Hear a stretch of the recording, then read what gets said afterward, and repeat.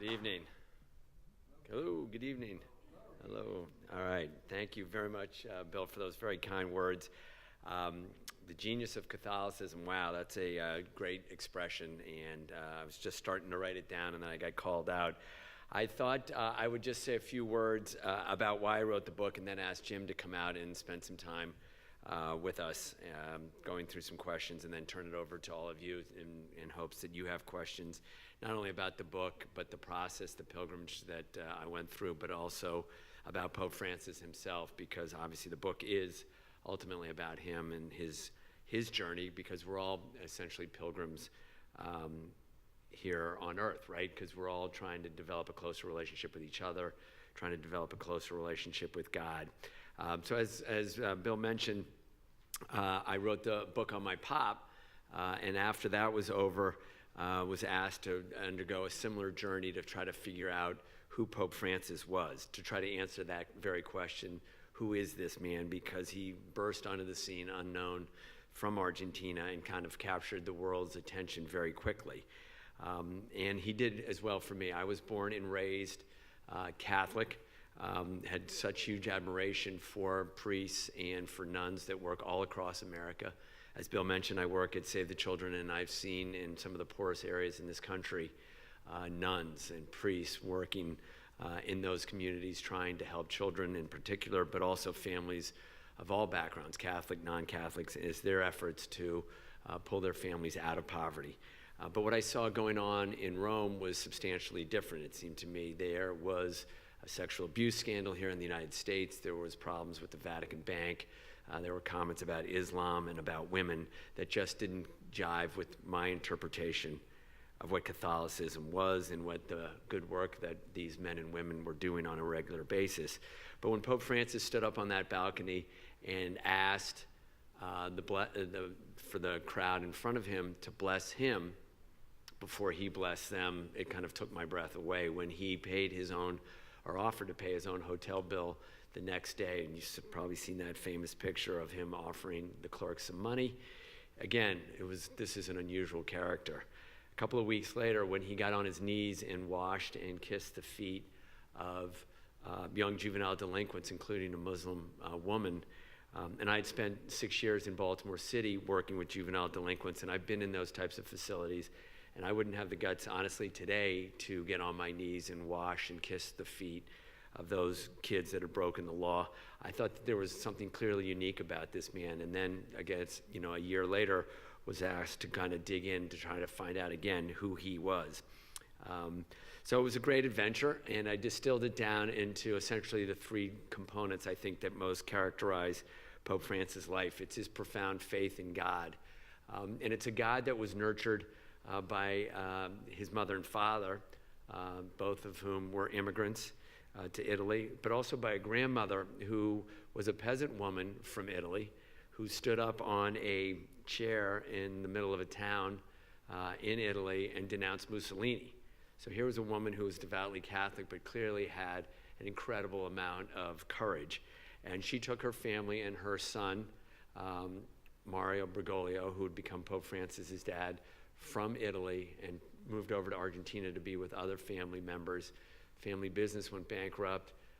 A Salesian priest, who was the family priest and confidant, helped not only introduce her son, Mario, to his wife, Pope Francis's parents, but helped them through financial times as well. He was there at night to eat dinner with them on the weekends.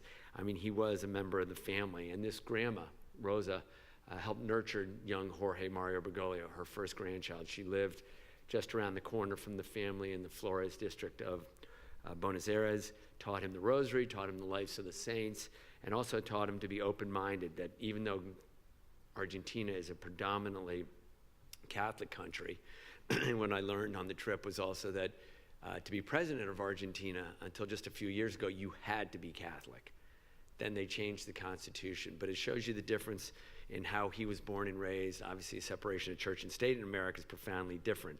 But Rosa taught him not only Catholicism, its traditions, and its earthy texture, but also taught him to be open-minded to people of other faith. And you see this faith in this second component of humility, and then finally the third one of mercy throughout his life. His humility, you see it when he enters the priesthood and becomes a Jesuit, working in the barrios, the villas, the poor sections of Buenos Aires as a young Jesuit novice. And then when he would go on to become the provincial, running all the Jesuits of both Argentina and Paraguay. And then when he went to actually run the formation home, the place that trained young Jesuits, had lunch one day with 3 Jesuits, all of whom were quite good friends with Jorge Mario Bergoglio. And 2 of them studied under him when they were young novices. And they told me the stories about how he would actually, they had chickens and cows in the back of the formation home there, and Bergoglio himself would go out and feed the chickens, feed the pigs, and that he would tell every Saturday the students to go out and work in the villas, in the poor sections of town, to go out and actually learn from the people. And he would literally wait for them to come back at night when it was time for them to eat dinner, and he would look at their shoes. And if they had mud on their shoes, he knew that they had gone out and worked in the community. If they didn't have mud on their shoes, it meant that they had gone back upstairs and taken a nap, or that they had gone to study. So he was that committed to faith in action, to the social justice component, if you will, of the Catholic Church, but it was always combined with and always secondary to his devout faith in God. And then you see this humility being also developed when he was exiled, sent away to Cordoba, which is in the interior of Argentina, a small city compared to Buenos Aires. And he was sent there because as a provincial, he spent really those 6 years as the church was transitioning out of Vatican II. There was a lot of call for liberation theology, which was roiling the Central America and South America and a number of different countries, which many people thought was the church hierarchy or elitists, as well as the political elitists trying to overthrow existing governments. So there was great turmoil in Argentina, and Bergoglio, by his own admission, said he was very authoritarian, that he didn't consult people, that he was not prepared for this job, and consequently, he caused a deep, deep division within the Jesuit order. So this man that today is beloved by so many spent 6 years, caused a rift within the Jesuit order, then spent another 6 or 7 years running the Jesuit formation home, where these 2 gentlemen told the stories about going out and interacting with the poor folks in the villas, and again caused a huge shift in how those Jesuits were being trained. Were they to be trained through the traditional focus of very strict and conservative texts, or more based on liberation theology that was going on in that point in time? And Jorge Mario Bergoglio, went with the traditional approach, and that caused a huge rift. So after 12 years, he was essentially banished to Cordoba for what is known often as the dark night of the soul. And it was, as he said, an exile for his authoritarianism and for the sins that he committed.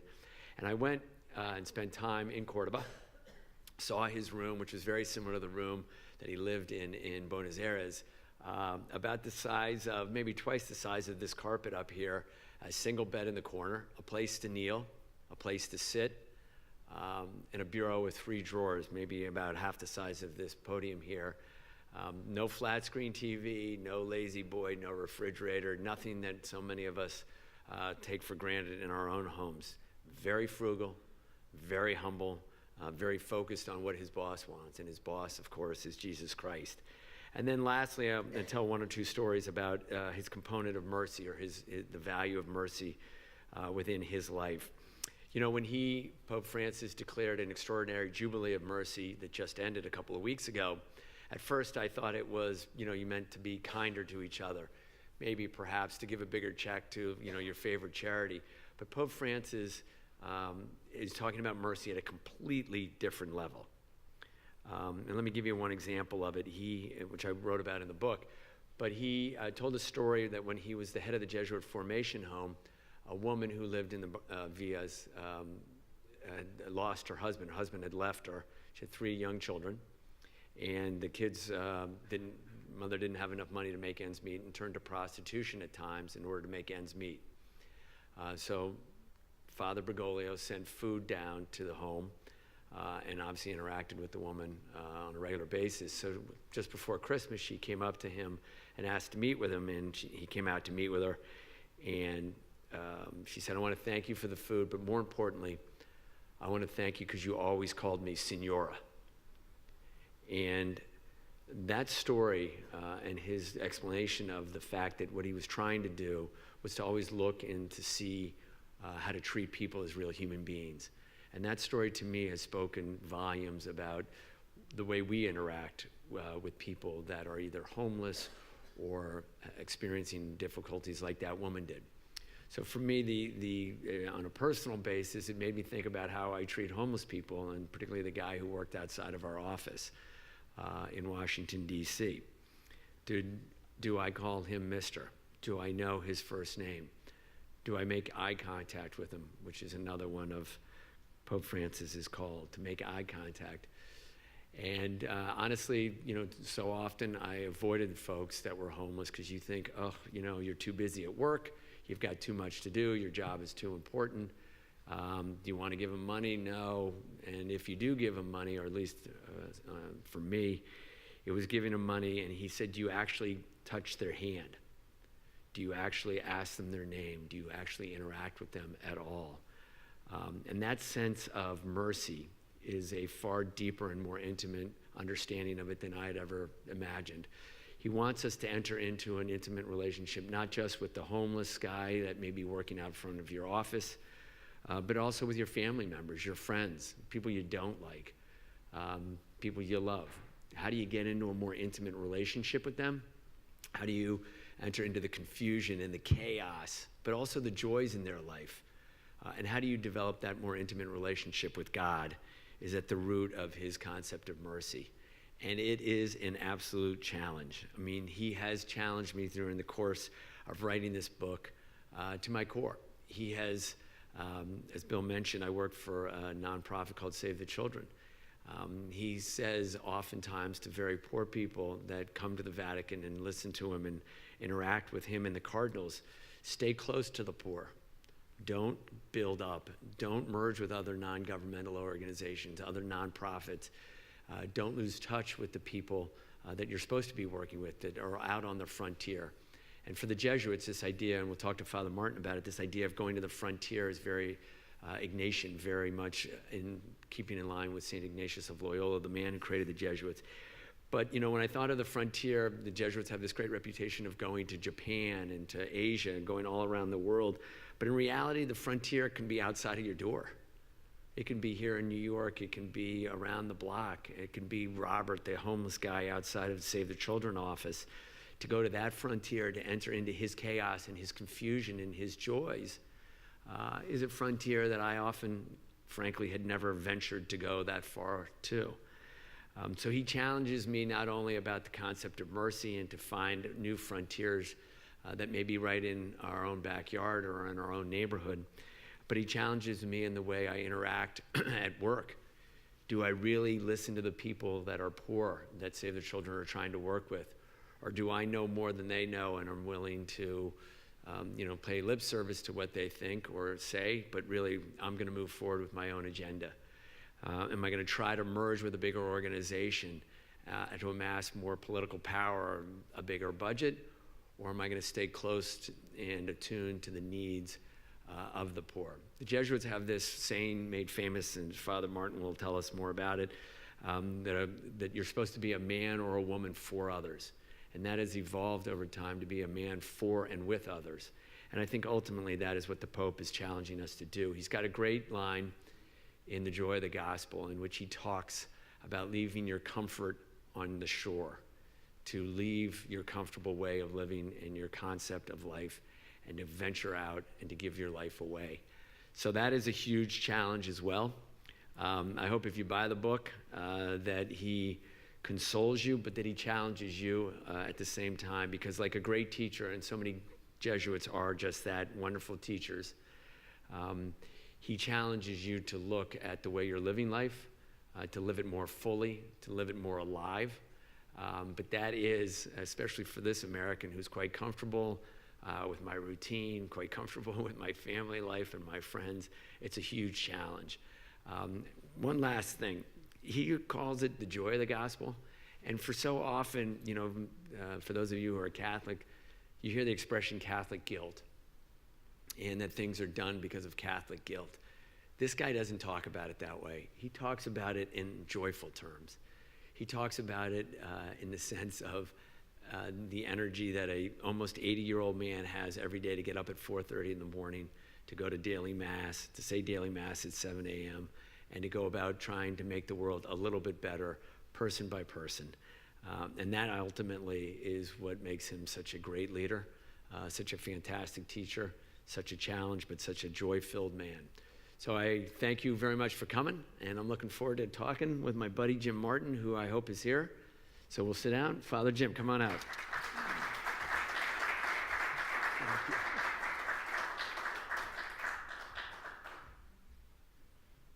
Thank you. Can you hear me out there? Great. Yes. Great to be with you, and great to be with you, Mark. First of all, congratulations on a beautiful and I would say brilliant book. I want to say to the audience, one of the things I like most about this book is that it is extremely personal, and yet you learn all about Pope Francis's life. It is not a dry biography. As many biographers, have written these sort of, as one person said, history is one damn thing after another, and you feel like you're just sort of slogging through Pope Francis's life. This is engaging, well-written, it's personal, and yet you get the person's whole life.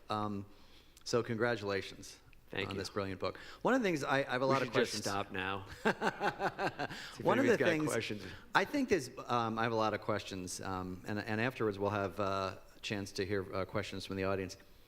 One of the things I think is most interesting is the process through which you wrote this book. Can you tell us about that? Because it's not just sitting in your room and reading biographies. Tell us how you wrote the book, kind of from start to finish. So essentially, what you're seeing in the background here are pictures that are taken on the iPhone, my iPhone in Buenos Aires. I mean, essentially, I've never been to Argentina. I don't speak Spanish. And if I had known what I was getting myself into 2.5 years ago, I probably wouldn't have done it, because I don't, I'm not a theologian. I'm not a priest. So there were a lot of things that I, didn't really understand, including Vatican II.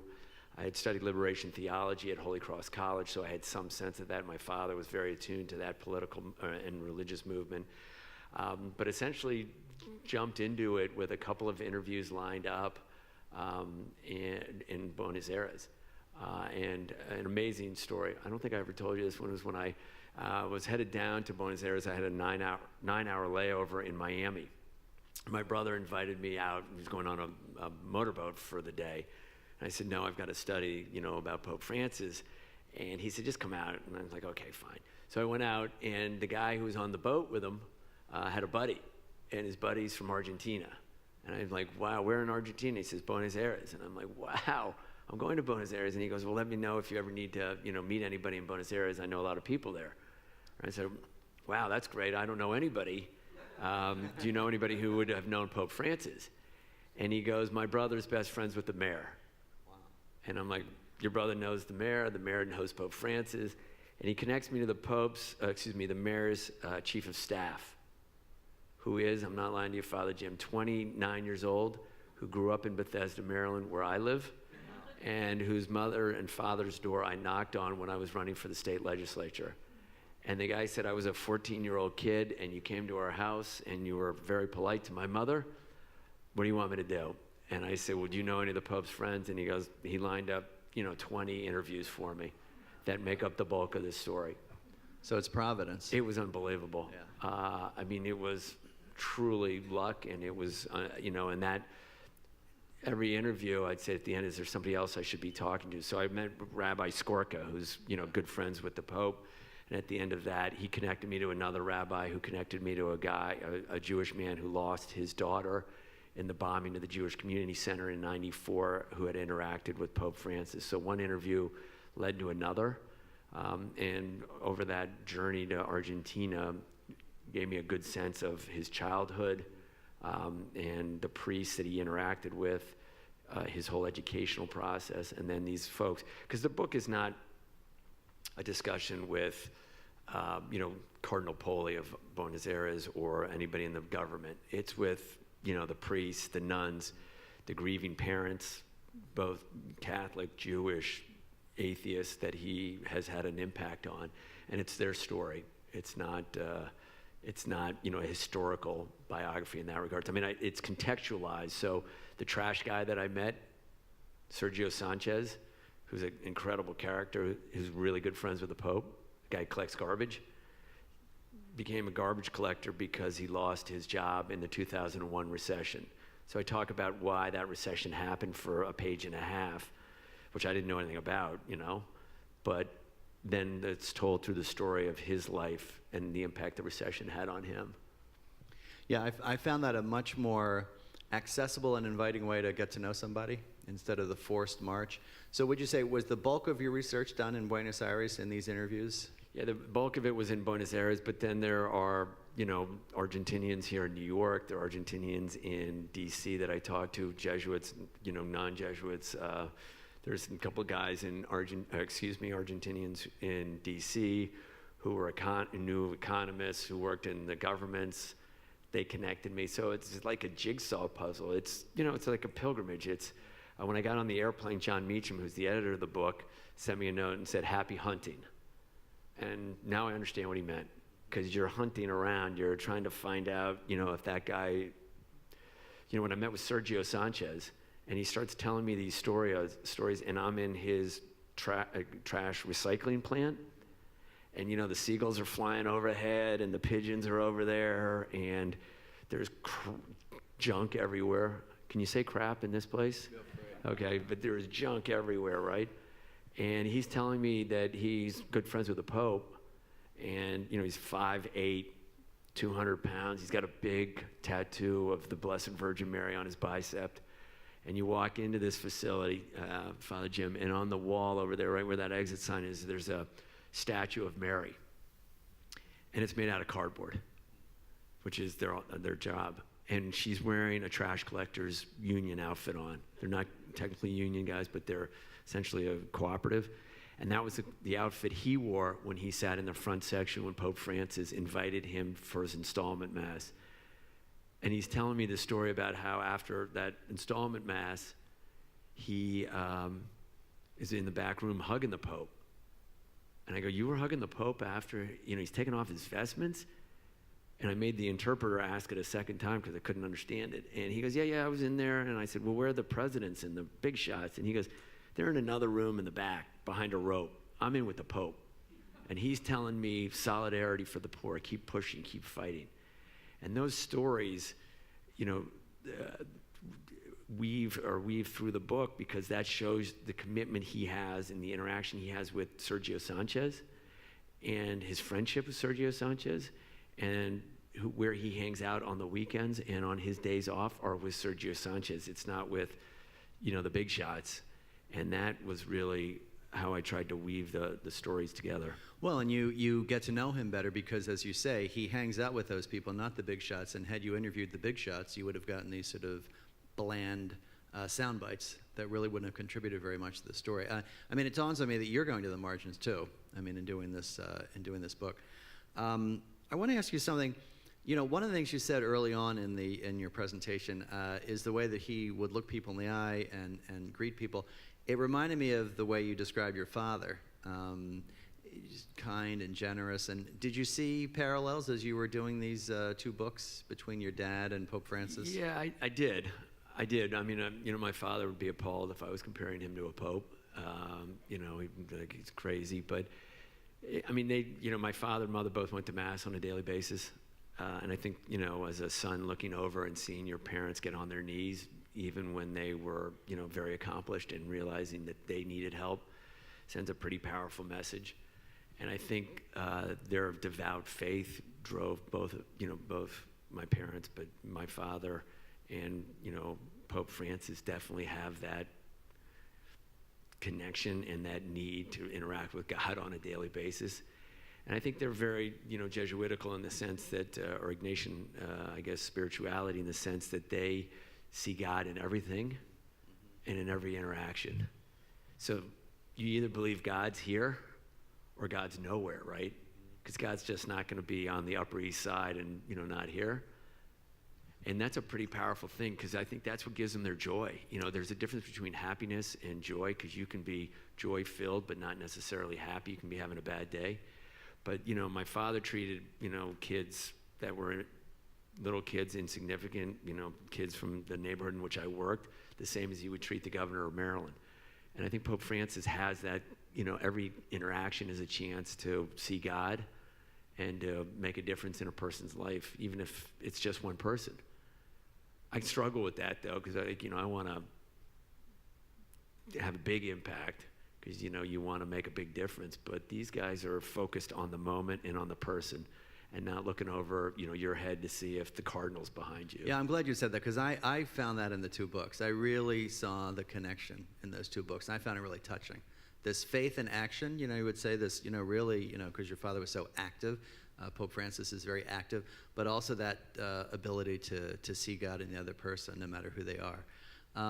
You said at the beginning of your presentation that you were kind of instantly drawn to Pope Francis. You had this kind of instant sort of appreciation of him. What changed or deepened as you spoke to all these people in Buenos Aires and as you did your research? I mean, how did your appreciation change or deepen or grow, would you say? I think, I think the ones there are a couple of, there's two priests in the book that I think are the star of the book. It's a guy named Father Pepe and Father Toto, who are in actually that's Pepe there with the beard, and that's the Cardinal Bergoglio. These are really poor areas, and these guys are, that's the church altar right there, and these guys are, fighting with drug dealers every day, and they are in the poorest sections of really dangerous parts of Buenos Aires. And interacting with them was my first kind of interaction with what I thought could be a martyr. Because if I open up the New York Times tomorrow and Father Pepe's been killed, it's not going to surprise me. I mean, when I went down there and interviewed him, he was answering his own phone. There's no receptionist. He's picking up his own phone. And he was dealing with a funeral arrangement for a guy who'd been shot a block away from where we were at 11 o'clock in the morning. These are the guys, that's Pepe's church. So it's, when you look at Pepe and he's got these brown eyes and he's got a scraggly beard, and Toto's got this incredible nervous energy, and you look at him and you're like, oh my God, these guys are willing to die for Christ. And they are living in those types of churches and working in those churches, and I'm living in Potomac, Maryland, and our church is, ginormous and beautiful and padded kneelers. And, I said to Father Pepe, are you afraid of dying? And he goes, no, I'm doing God's will, I'm fine. Bergoglio told me once to leave, and he would rather, him take the bullet, but I'm fine with it. And, those guys, when I talked to them, when I hung out with Sergio Sanchez, and he's telling me that he's, friendly with the Pope. And the other thing, Jim, is this guy is a member of what's called the World Popular Movements, which is got almost no publicity. I don't know if America's written about it, but it's a little bit. It is a collection of folks that Pope Francis has invited to Rome 3 times, or once to Brazil, twice to Rome. And they're trash collectors from Argentina, slum workers in Kenya. When he was explaining how these people went to Rome to talk to Pope Francis for 3 days, okay, and the cardinals for 3 days, I thought he was talking about like the head of Save the Children International, the head of the education department in England. And I came back and researched it, and there was nothing in the Post or the Times or ABC. Nobody covered it. I found it in a labor magazine online in Canada, and then found out that Cardinal Turkson was involved in it and verified it, because I thought Sergio had made it all up.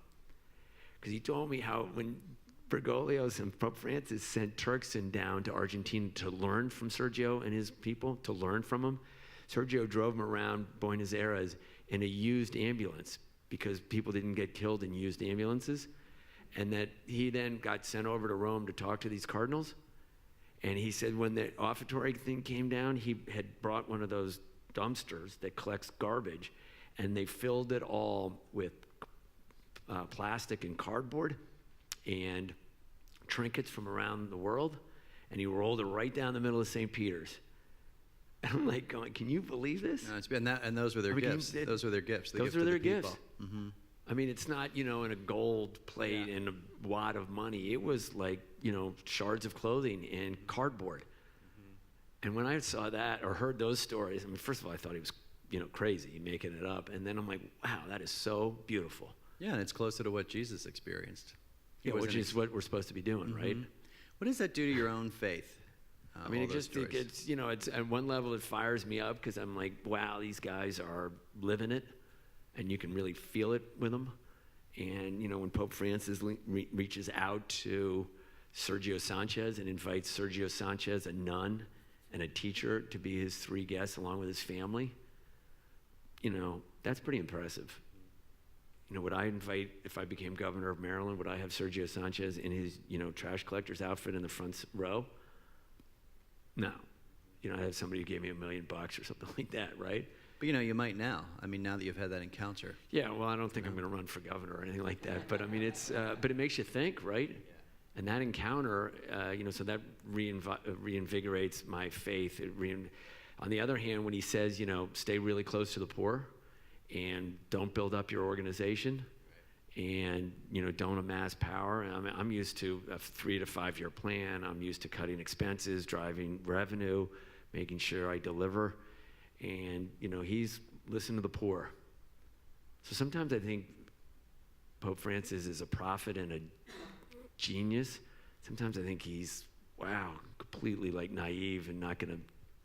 Well, the two things aren't mutually exclusive, prophet and naive, and crazy. Yeah, well, and a lot of the saints were like that. But his namesake, Francis of Assisi, was like that.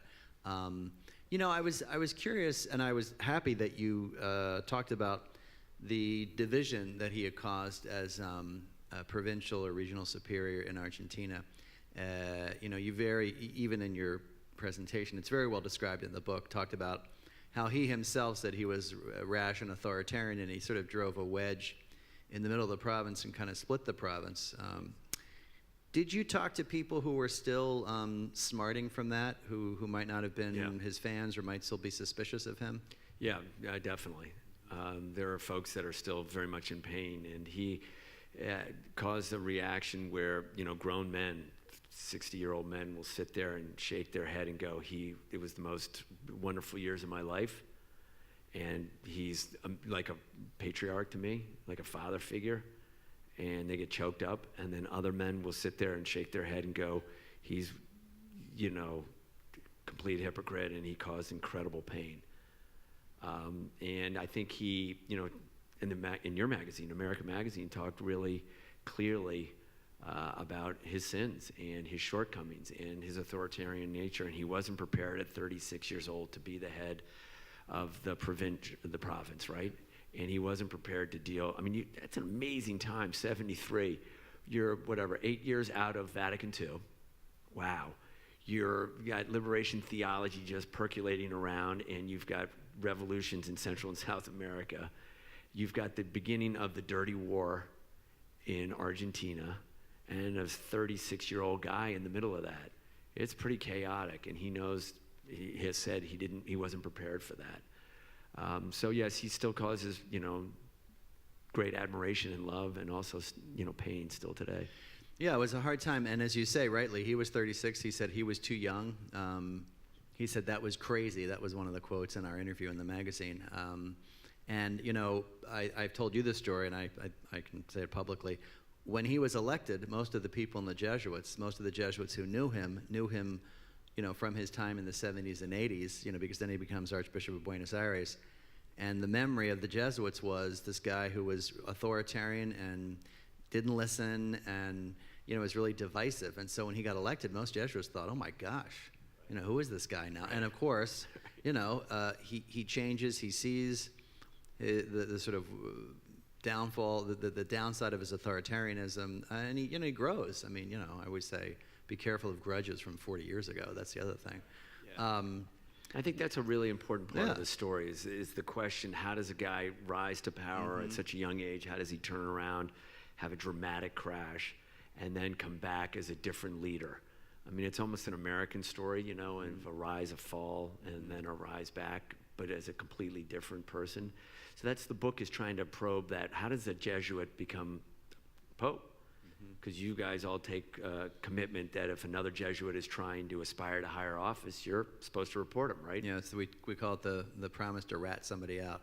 Yeah. No, we take a vow, we take a public promise not to strive for or ambition any high office in the church, and then we have to report people who are doing that. And you can see that in the Jesuits, it's very egalitarian. Yeah, but I mean, most people don't know that. Right.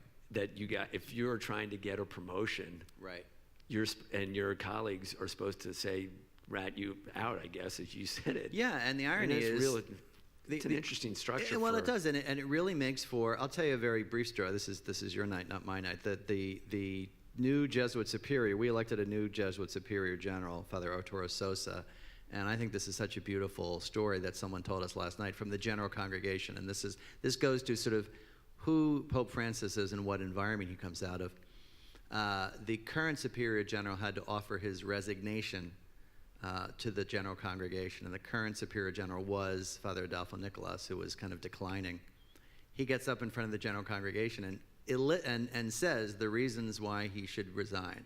I'm sick, I'm declining, I'm not mentally all there. And up until that point, he'd been in the sort of main seat, like on the dais. And he goes out, the general congregation votes unanimously to accept his resignation. He comes in, he takes his seat with everybody else. I mean, he's just right back to where he was. He's a brother, and that's the kind of spirituality that Pope Francis had. He never wanted to be kind of this big cheese, and I think, and to my question, I think that's one reason why he's shaking people up. Yeah.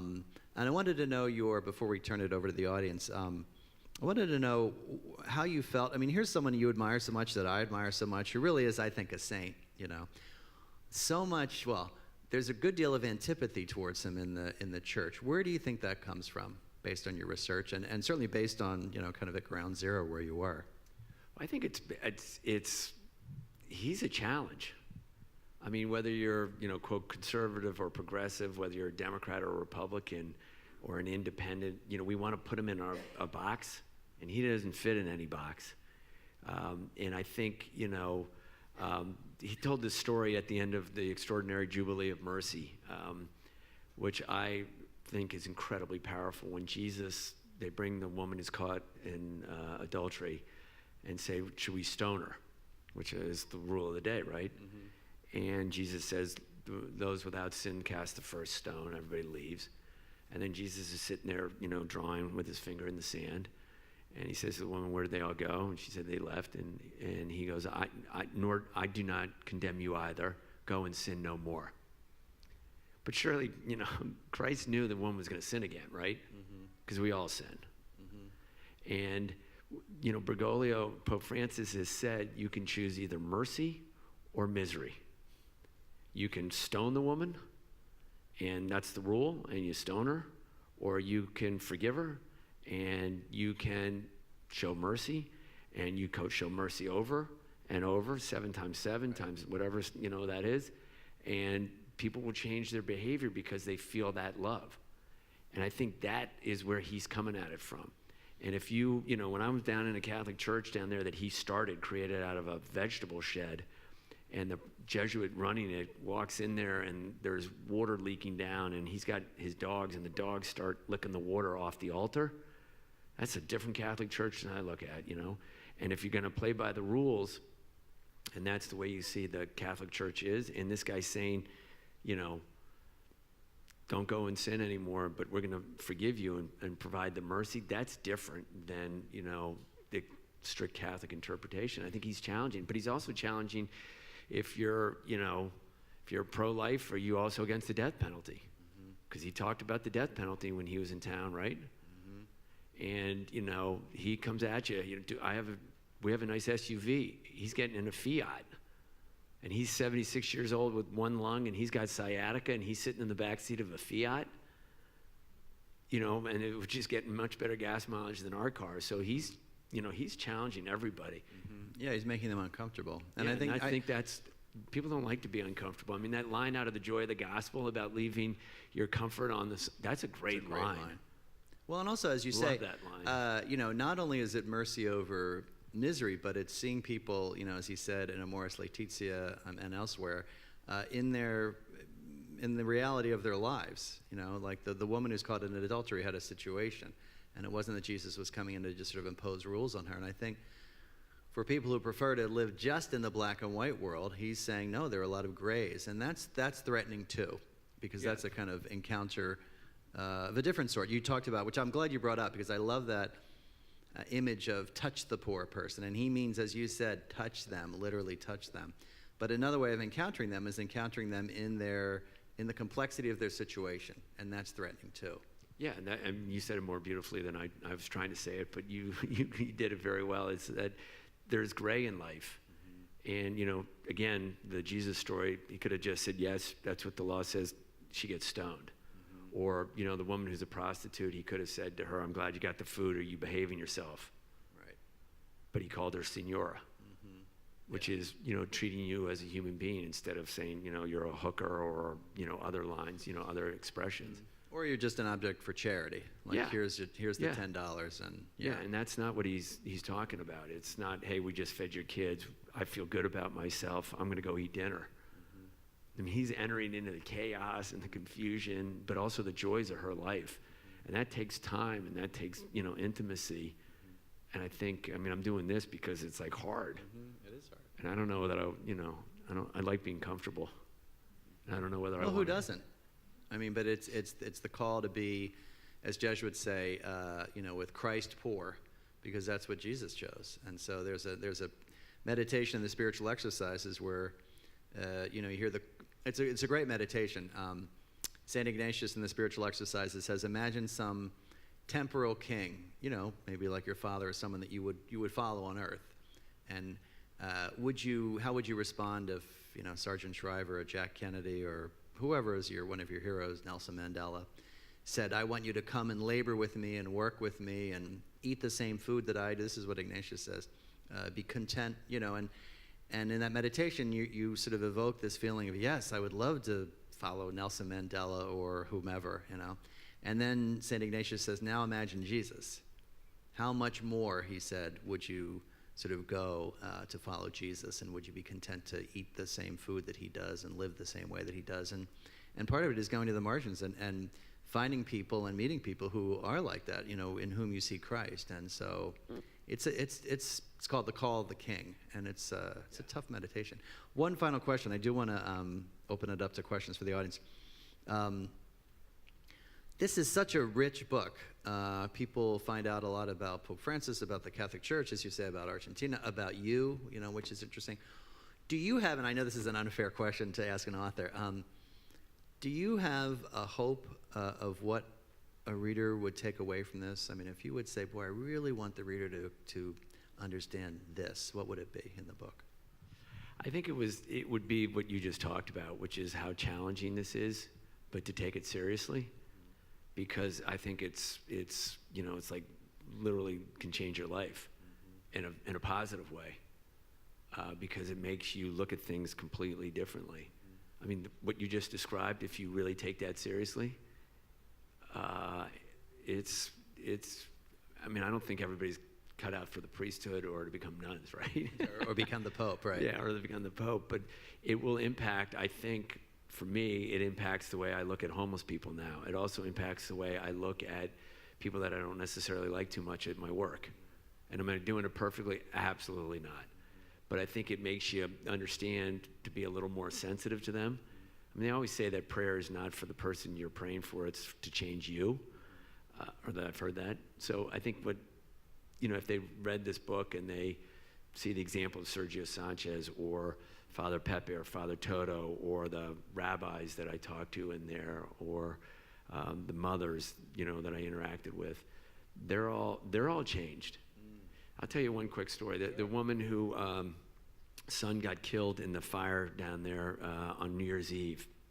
About 200 kids die in a fire because they locked the doors so nobody else could sneak in. Fire happens, everybody dies of asphyxiation. And at 3 o'clock in the morning, they start pulling these kids out, and they're all dead. And the only person, the mayor, the president of Argentina, nobody shows up but Bergoglio, Cardinal Bergoglio. And he's blessing them, consoling them, accompanying them, does masses for them. And this woman says to me, God, I really liked him. He was on my side. And I said, yeah, he's great. And then she goes, yeah, but I didn't talk to him for 1.5 years.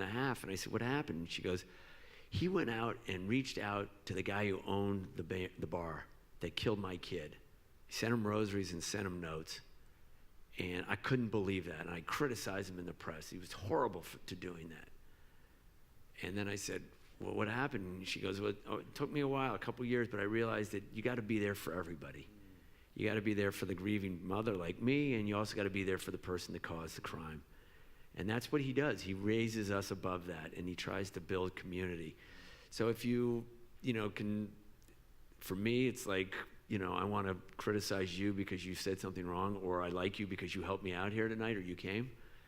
But, you got to also, the person that's irritating you, you got to show them that same mercy, same forgiveness, same love. And that's hard to do. It is. So you're hoping for, which is beautiful, you're hoping that the book affects a kind of conversion in people, which is, which is something that Pope Francis would be happy about. So thank you. Thank you. Yeah. I want to open it up to questions for the audience. I think we have some microphones. I'm not sure if we're going to bring the house lights up, if that's what they're even called anymore. There we go. Does anybody have any questions? Questions about anything, feel free. Mark is very open to answering things. There's mics over there. Yes, sir. Taking things down in Father Jim's book, any funny stories of Pope Francis? Any funny stories of Pope Francis? Yeah, because he did have a good sense of humor when he was cardinal. They told me, his staff and his press secretary, who's a priest, that he didn't smile a lot in public. Yes, when he became cardinal, when he was named cardinal, I guess all the cardinals in waiting were in a hotel, and this priest, Father Marco, goes to get him, and everybody gets in their Mercedes-Benz and drives over to the Vatican to become cardinals. And Cardinal Bergoglio goes, let's go, and he goes, well, where's the car? And the guy says, Cardinal Bergoglio goes, Cardinal to be Bergoglio goes, we're walking. And he goes, what do you mean we're walking? He goes, this is a walking city, let's go. And he's got his little red hat on and his red outfit, and he's walking through the streets of Rome. And the guy, Father Marco, said it was fantastic, because in Rome, that's kind of, everybody looks like that. They're all crazy and they're all walking around. And they got up to the Vatican, they got there early, so they went into a restaurant, grabbed a cup of coffee, and the guy who owned the coffee shop had never had a cardinal in there, so he bought him breakfast, bought him cappuccinos and lattes. And then he said they went up and, they went to the main entrance of the Vatican, and the Swiss Guard were totally confused because they're supposed to go in the cardinal entrance. He didn't do that. And he said all the Japanese tourists ran over because there was a real life cardinal, and they would get their picture taken with him. And he said, that Bergoglio just loved it all because he was walking through the streets, having a good time. And all the other designees got in the Mercedes-Benzes and went on their way. So it shows, both his humility, but also his sense of humor. Because the guy said, hey, listen, you can't walk through the streets of Rome with the cardinal outfit on. He said, yeah, let's go. And he's like, watch me. Yeah, and he did it. I mean, you hear all these other stories about, how he, literally would get in the pigsty and feed the pigs. Not necessarily funny, but he was, willing to get in there and slop around literally as he asked the novices to do that work as well. There are other story, the guy, immigrant from Paraguay, was studying in Argentina, and he said at that point in time, the Argentinian novices, kind of looked down their noses a little bit at the Paraguayans because they were poor and from the mountains, and this one guy had on a kind of ugly sweater. And they made fun of him. And Bergoglio brought him in and said, what happened? And he said, oh, nothing, just making fun of, to say, Juan's sweater. And he goes, okay, that's fine. You wear it all day tomorrow. And he made him wear it. And I said to the guy, what did it teach you? He goes, well, first it taught me not to make fun of people. And he said, two, Jorge Bergoglio always had a way of keeping you humble. And he made sure you understood, he wasn't mean about it, but he made sure you understood that, just because this guy is a novice doesn't have as much money as you, that's not, you don't make fun of that. That was a pretty good one. Other questions? Somebody else have one over here? Yes.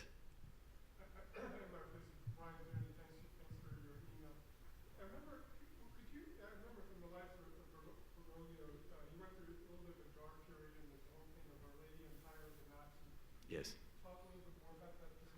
So there's a book by, I think it's Paul Villay, entitled Untitled Chapter, which is one of the first biographies of Jorge Mario Bergoglio, Pope Francis.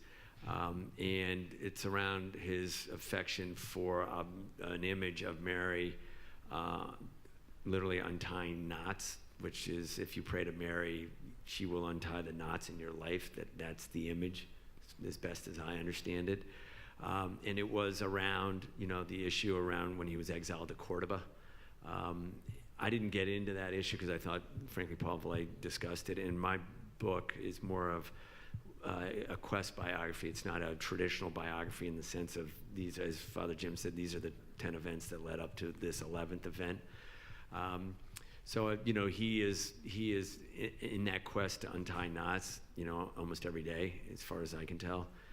He's living the spiritual exercises, on a daily basis, trying to, I think, develop his relationships with people and with God on a daily basis, practicing the examen every day. So I didn't really delve into, that concept and that picture in this book much at all. But I think it's his idea that, he believes in the outreach and the serving, giving that woman who had to turn to prostitution at the time the resources to feed her kids, but it's all grounded in faith. So, I wrote the other day in some article that I kind of thought he was on my side, that, the Catholic Church was a social justice entity. But, the Catholic Church without faith is, it's a social justice NGO, non-governmental organization, right? So it's grounded in faith, and that's really the thing that drives him. And you see that tension playing out over the course of his life. Should the Jesuit community actually be living with the poor people in the 70s and 80s? And, they should be living in community, but they should be contemplatives in action. They should be out doing the service, but it's got to be grounded in faith. And he said that a couple times, the church should not be an NGO. It's not simply an NGO. There's a funny story about that Untitled Knots, actually, which I think he encountered when he was in Germany, I think, studying for a little bit. And then he brought back this devotion to this image of Our Lady, right, which he saw as Mark was saying, in a painting. And that even caused controversy because he brought it back to Buenos Aires, and people were like, oh, great, just what we need, more devotions to Mary. So they were all ticked off about that. And, of course, then it becomes this devotion. So other questions? Mark? Yes. How are you? I'm of a Hindu faith, and I know a lot of friends who are of Jewish faith who've actually visited. Why is he so popular among really all religions? In fact, I almost feel he's probably the most popular pope ever. Yeah, I think it's a great question. Why does his popularity go to Hindus, to Muslims, to Jews? And I think, Catholics, other denominations of Christianity. I think it's that sense of the story I just told about the mercy versus the misery, and the outreach to people of all faiths. I mean, I spent time, as I mentioned, in Buenos Aires with this guy, Rabbi Skorka, and with a couple of Jewish leaders down there. And Rabbi Skorka has, this line where Pope Francis has an autobiography. It's a series of conversations with two journalists. And the introduction is written by Rabbi Skorka. And he said to me, how many cardinals in the world have their autobiography and the intro is written by a Jew? Right? by a rabbi? And he goes, nobody. And I said, well, I don't know, He goes, no. No cardinal has gotten his introduction written by a rabbi. And he goes, and mine guy's the Pope, So and I asked him at the end of our discussion, I said, who's Pope Francis' favorite character? And without thinking, he goes, Abraham. He goes, because Abraham is always on the search. He's talking to Jews. He's always searching for God. And Bergoglio is walking. And a lot of these guys I talked to, Father Jim, told me he would walk all the time around the formation grounds, that he was always moving. And like Abraham, who was always moving to increase his relationship and deepen his relationship with God, that's what Bergoglio is doing. And I think it's that he has these real sincere relationships with Muslims, with Jews, that is not trying to convert them. He's trying to learn from them. Because we're all, as I said, pilgrims on a journey together, and he's trying to bring everyone closer to God. And I think he doesn't condemn. I know he doesn't condemn if you're Jewish. Skorka's the guy, as he said, because Skorka asked him at his brother's wake why he asked him, Skorka, to write the introduction. And Skorka said that Bergoglio looked at him and said, immediately, it came from my heart. So there's a connection in his heart to this rabbi who, Jews have had a rough go of it in Argentina over the years. And he had reached out to them. And I think that lack of condemning or lack of judging makes a big difference in people's lives. Yeah, and I think, as you say, he had been doing that as Archbishop of Buenos Aires. And so when he does it as Pope, it's very natural. It's not like John Paul. John Paul had Jewish friends, and so when he made all those outreaches to the Jewish community, it was very natural for him. It wasn't something that was kind of put on. Yeah, it's sort of who he is. Tell this one other story, and I'll let everybody go. But there's another rabbi I meet, right, and he's younger than Skorka, and he's telling me that he meets Bergoglio in a mountain in downtown Buenos Aires. And I said, there's mountains in Buenos Aires? He goes, a mountain of trash. And he goes, you guys are all kind of trying to figure out who he is, but I'll tell you who he is. I met him in the slums in trash because the Jews were working with the Catholics. And that's where I met him. And I was with him, and I've seen him wash people's feet. And I said, oh, yeah, on Holy Thursday. And he goes, no. He goes, I know what Holy Thursday is. He did this all the time. No cameras, nothing. And then he told a funny story to your question. He goes, I was over with, when Pope Francis went to the Middle East, I went with Father Pepe and this rabbi go together. They bring a delegation of people that are in Jordan, and there's a mass for 50,000 people. And he goes, there's 50,000 Catholics in all of Jordan, and they're there. And all these guys with machine guns. And there's like 10 Jews, and I'm one of them. And Pope Francis is driving around in the Pope mobile, and he stops it. He looks at me, and he stops it. And he points at me, and he comes out of the Pope mobile to talk to me. And he says, these guys all have machine guns, and they're all coming after me, and they're Jordanian guys with machine guns, and I'm a Jew, and I'm like, oh my God. And he goes, they clear a path, and the Pope comes over, and I'm thinking, I'm going to ask him the ultimate question. I got to think of what the ultimate theological question is, right? And before I could say it, the Pope looks at me, he hasn't seen me in 3 years, and he goes, Avi, how's your family? And he goes, and the rabbi starts tearing up right there. And he goes, can you imagine if we all really cared about that question before every meeting, for any negotiation? Imagine how much more progress we could make if you really cared about somebody's family. He goes, I wanted to ask the most important man in the world the best question. And he took my breath away. So you have these kind of, stories that give insight into who he is, and that's a long answer to your question, but I think he's making these gestures. That guy told me the same story when in the hospital that Bergoglio called him up at 9 o'clock at night and said, hey, it's Jorge. And he said, Jorge who? And he goes, you don't understand, I'm a rabbi. I have my secretary call and place calls because I'm a big shot. And that's what he said. He goes, if you're the Cardinal of Buenos Aires, you're the biggest Catholic in all of Argentina, you have your secretary place calls. 9 o'clock at night, and I said, Jorge who? And he goes, it's Jorge Bergoglio. And he said, you just don't do that if you're the Cardinal. But it's these gestures, I think, that reach out and people hear, and it resonates with them. Yeah, and he does that as Pope, too. Apparently, well, I know this is true. The 2 or 3 days after he was elected Pope, he called the Jesuit Curia, the headquarters in Rome, himself. And I know the fellow he called, this guy Andrea, who's the receptionist or the porter, and picked up the phone. He said, this is all in Italian. This is Pope Francis. I'd like to speak to Father General. And Andrea told me that he said, if this is Pope Francis, I'm Napoleon. And then he said, no, this really is Pope Francis. And he got all upset. He got all nervous. Oh, I'm so sorry, Holy Father. He says, that's okay. He said, tranquilo, tranquilo, just relax. And so it's a true story. So he got so nervous, he sent the message to one of Father General's assistants, who got it on his cell phone. And he just got so nervous. He ran into Father General's office, and he told me this story, and took out his cell phone, and see, I got my little prop here. Took out his cell phone and said to Father General, it's the Pope. So, yeah, I think part of it is he's authentic. That's who he is. Yeah. And you know, it's funny to sort of loop back to something Bill Riley said at the beginning, that famous picture of him embracing that man, whose name is, I think, is like Lorenzo Vinci, the man with the skin condition.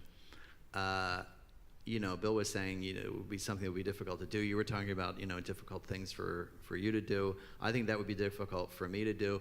And yet, it's natural for him because that's who he is. And I've always thought, you can't force that.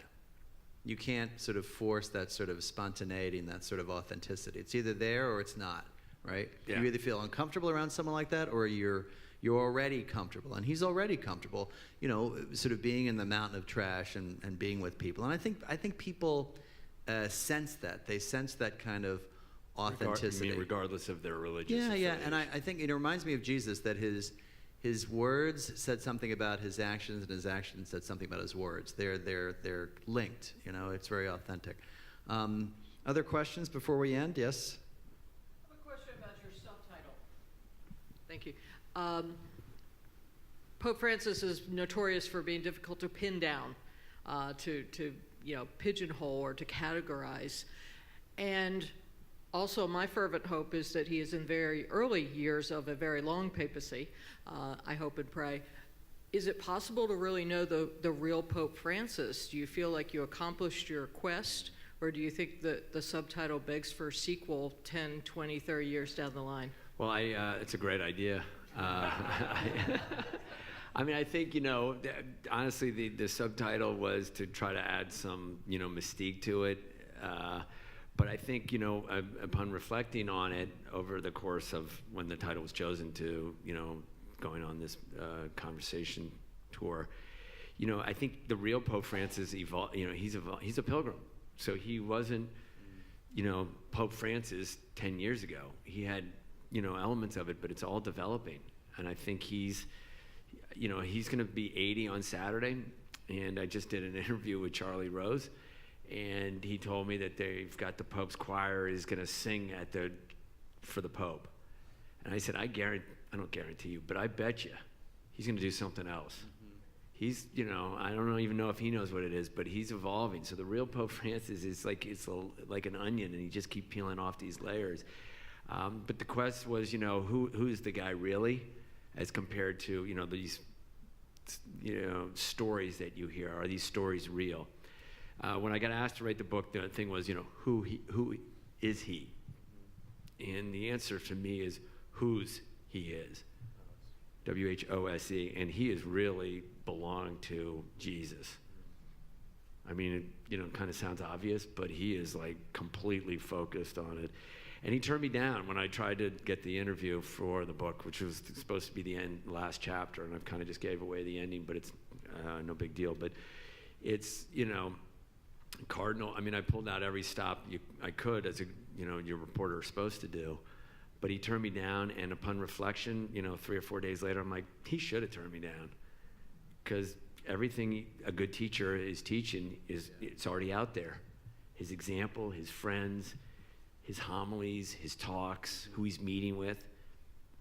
You know, it would have been great to hang out with him like this, but, you know, it's all out there already. And honestly, it's a teaching. better ending, too. It's a better and more moving ending to the book, I think, than if you had just sort of tied it all up. And frankly, he would say it's not about him, it is about Jesus, Right. ultimately.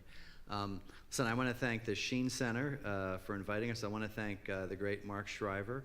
I want to thank all of you for coming, and I really do want to encourage you to buy his book. Mark will be here afterwards to sign it. It makes the perfect Christmas gift and Hanukkah gift as well, and Diwali and everything else you could possibly celebrate.